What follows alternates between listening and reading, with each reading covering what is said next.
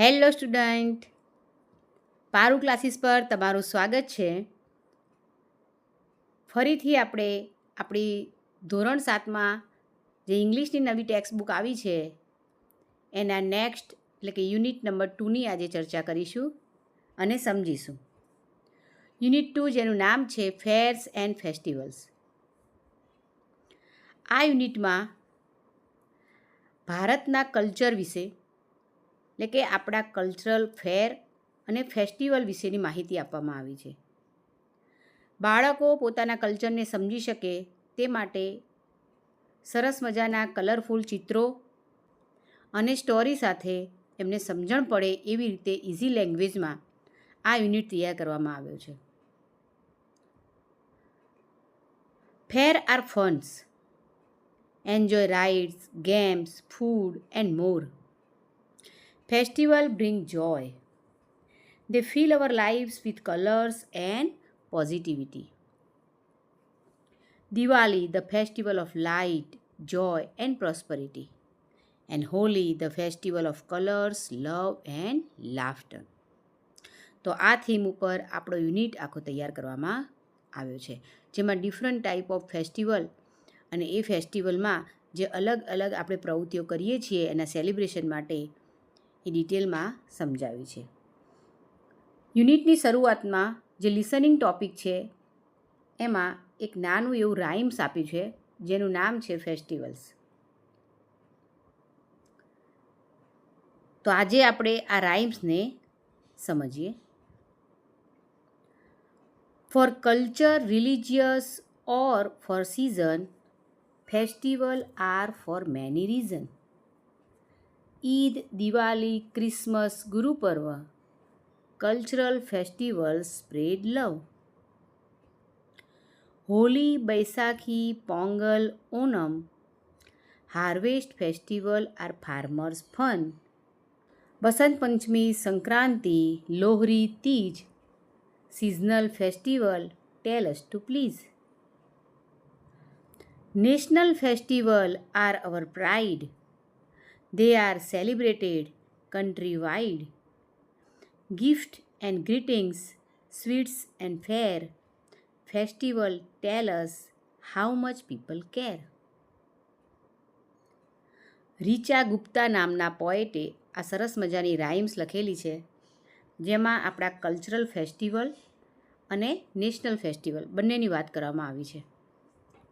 આપણે જાણીએ છીએ કે આપણા કલ્ચરલ ફેસ્ટિવલ જેવા કે દિવાળી, ક્રિસમસ, ઈદ, ગુરુપર્વ, હોલી, બૈસાખી, પોંગલ, ઓનમ, બસંત પંચમી, સંક્રાંતિ, લોહરી, તીજ વગેરે ભારતના અલગ અલગ રાજ્યોમાં અલગ અલગ ધર્મો દ્વારા ઉજવવામાં આવે છે.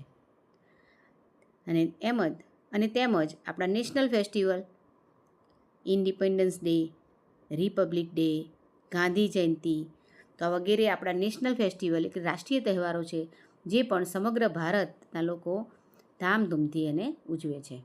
તો આ દરેક ફેસ્ટિવલની અહીંયા વાત કરવામાં આવી છે.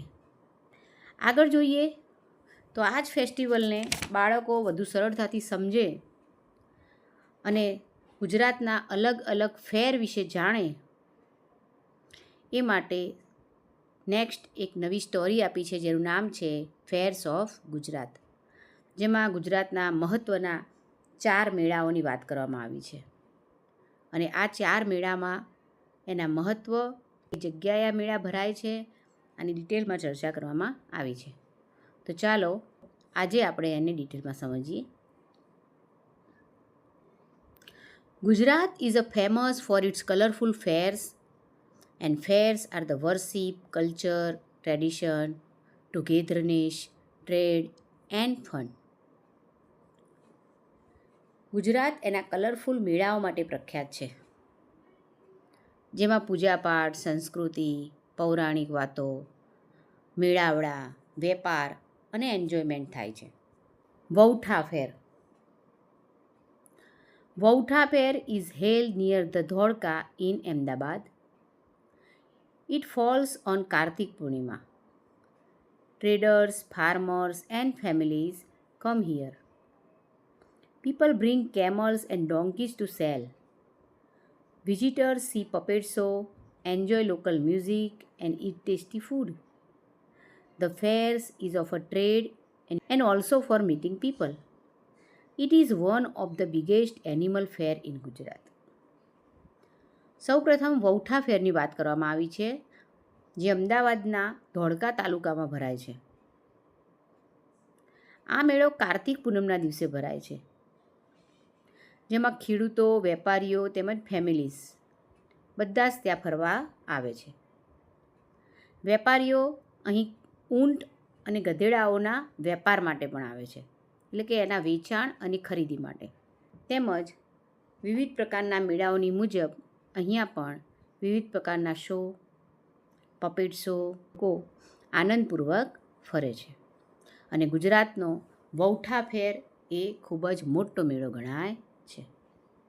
તમે જુઓ બાજુમાં ચિત્રમાં વૌઠા ફેર બતાવ્યો છે, જેનો puppet show, local music, tasty food, trade and ટુગેધરનેસના ચિત્રો પણ સાથે જેમ કે બાળકો એને ઇઝીલી સમજી શકે. ત્યારબાદ next Bhavnath fair.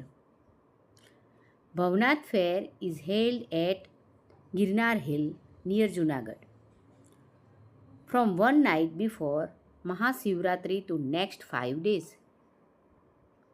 Many saints, sadhus and devotees of God Shiv comes here. People take a holy bath and pray in the temple. There are shops with sweet, clothes and music items.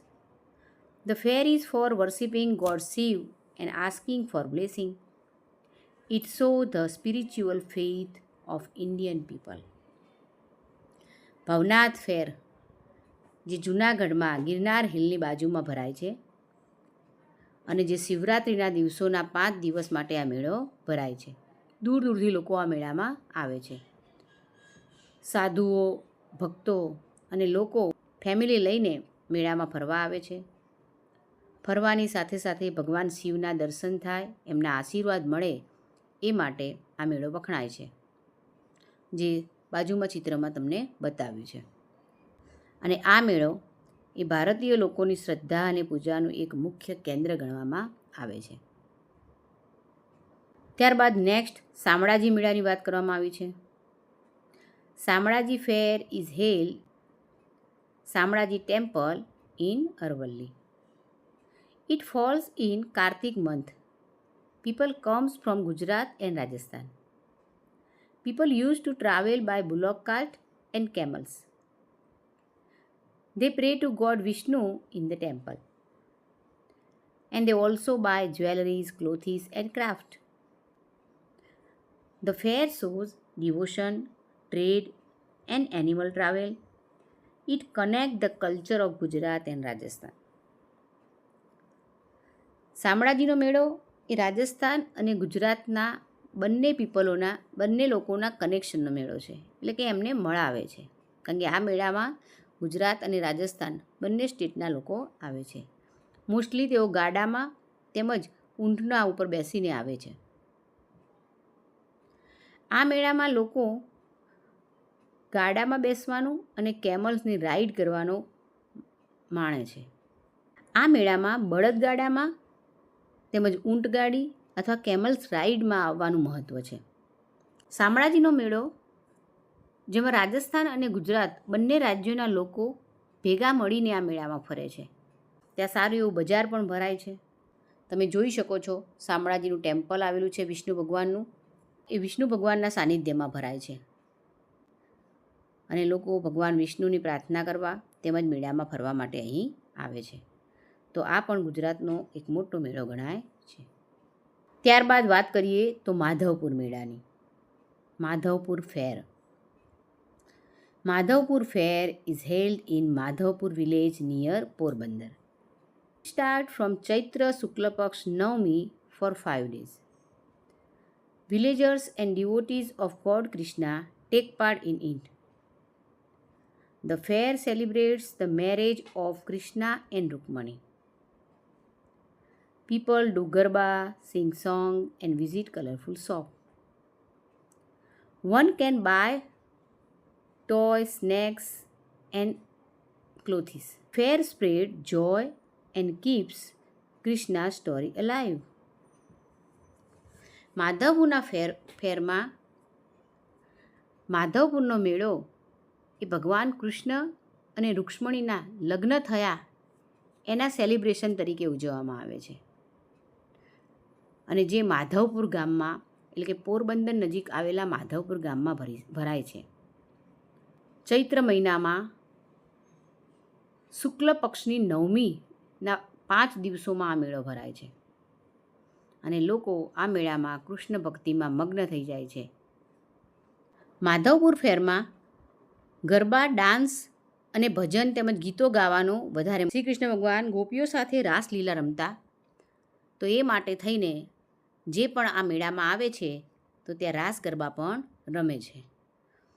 તો અહીં આપણે આપણા unit number 2 fares અને ફેસ્ટિવલની ચર્ચા કરી.